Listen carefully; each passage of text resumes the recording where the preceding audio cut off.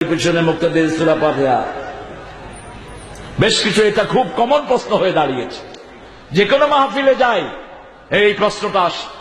সূরা ফাতিহা যদি পড়েন, ইমাম আবু হানিফা বলছেন কেরাতুল ইমাম ইমাম কেরাতুল মুসল্লি, মুসল্লিদের কেরাত ইমামের কেরাত হয়ে গেল। আর ইমাম মালিক বলছেন আপনি যখন ইমাম আস্তে পড়বে তখন আপনি সূরা ফাতিহা পড়েন, যেমন যোহর এবং আসরে। আর ইমাম যখন জোরে কেরাত পড়বে আপনি তখন শুনুন, কারণ আল্লাহ বলছেন ইযা কুরিয়াল কুরআনু ফাসতামিউ লাহু ওয়ানসিতু লাআল্লাকুম তুরহামুন। আর যখন ইমাম শাফি এবং আহমদ ইবনে হাম্বল বলছেন সব সময় আপনি সূরা ফাতিহা পড়েন, কারণ সূরা ফাতিহা আল্লাহর মধ্যে বান্দার মধ্যে দুটি ভাগে তিনি ভাগ করেছেন, ঠিক কিনা?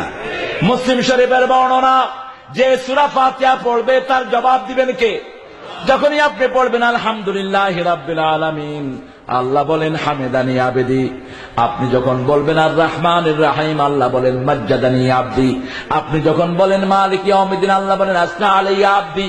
আপনি যখন বলেন ইয়্যাকা না'বুদু ওয়া ইয়্যাকা নাস্তাইন, আল্লাহ বলেন হাদা বাইনি ওয়া বাইনা আবদি ওয়া আবদি মা সাআল। এটা আমার মধ্যে, গোলামের মধ্যে, গোলাম আমার ইবাদত করবে, গোলামের সব প্রয়োজন পূরণ করে দিবেন কে? তো যেহেতু আল্লাহর সাথে কথা হয়, পড়াটাতেই বরকত, ঠিক না বেঠিক? কথা বলেন না কেন? পড়তে আপত্তি কোথায়? আপনি পড়েন, কিন্তু কেউ যদি না পড়ে আপনি তার বিরুদ্ধে কোনো ফতোয়া দিতে পারবেন? ফতোয়া দিতে পারবেন না। কারণ আমাদের দেশে এখন শুরু হয়েছে মাযহাবি আল্লাহ মাযহাবি। আরে কাকে লা মাযহাবি বলো? পৃথিবীর কোন মানুষ নাই যে আমল করবে কোন না কোন মাযহাবের সাথে মিলবে না। কাকে লা মাযহাবি বলো? যারা লা মাযহাবি বলে নিজেকে পরিচয় দেয় তারা ইমাম আহমদ ইবনে হাম্বল এবং ইমাম শাফিকে অনুসরণ করে, ঠিক কিনা? যেমন বুকে যারা হাত বাঁধেন, ইমাম শাফির লোকেরা কোথায় হাত বাঁধেন? কথা বলেন না কেন? ইমাম আহমদ ইবনে হাম্বলের লোকেরা কোথায় হাত বাঁধেন? তারা জোরে আমিন বলে, আবার বলে আমরা আহলে হাদিস। আরে বেটা, সব ইমাম আহলে হাদিস। ইমাম আবু হানিফা বলতেন যেখানে সহিহ হাদিস আমি আছি সেখানে, তুমি কেন আলাদা হও নিজে? আমরা মুসলমান, এই নিয়ে কোনো পার্থক্য করব না। যেহেতু নামাজের ফরজগুলো ঠিক, নামাজের সুন্নতগুলো আমরা ঠিক রাখি, মুস্তাহাব জিনিস নিয়ে টানাটানি করে মুসলমানদেরকে বিভক্ত করা উচিত হবে না, ঠিক কিনা? আমরা যখন কাবা ঘরে যাই আমরা জোরে আমিন বলি।